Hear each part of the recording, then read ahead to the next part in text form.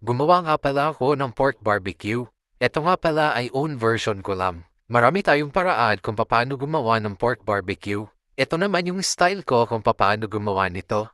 Yan nga palang karne na yan ay 1 kilo. Bale, naglagay na ako dyan ng hiniwa kong bawang. Tapos para mas masarap at para mas malasa ito ay naglagay ako dito ng barbecue marinade. Naglagay din ako ng 2 maliit na sachet na oyster sauce. Tapos nagtansya lang ako dyan ng paglalagay ng paminta. Naglagay din ako dyan ng 10 pirasong calamansi juice. Magic sarap tapos konting asin. Para mas maging maganda nga yung kulay nito ay naglagay ako dito ng annatto powder. Naglagay din ako dyan ng 2 kutsarang asukal na pula. Para matamis-tamis yung pinakalasa niyan. Gusto ko kasi sa barbecue ay may nalalasahan akong tamis. Pagkatapos ko ang ilagay lahat ng mga ingredients ay hinalo-halo lang yan gamit ang aking kamay.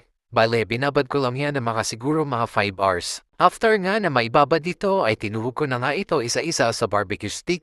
Pagkatapos nga niyan ay hinihaw ko na nga pala ito sa uling. Grabe, ang sarap nga pala nitong barbecue na nagawa ko. Saktong-sakto nga lang pala yung pinakalasa nito. Ayos na nga pala yan kung kayo napapaibig kaya magluto nito.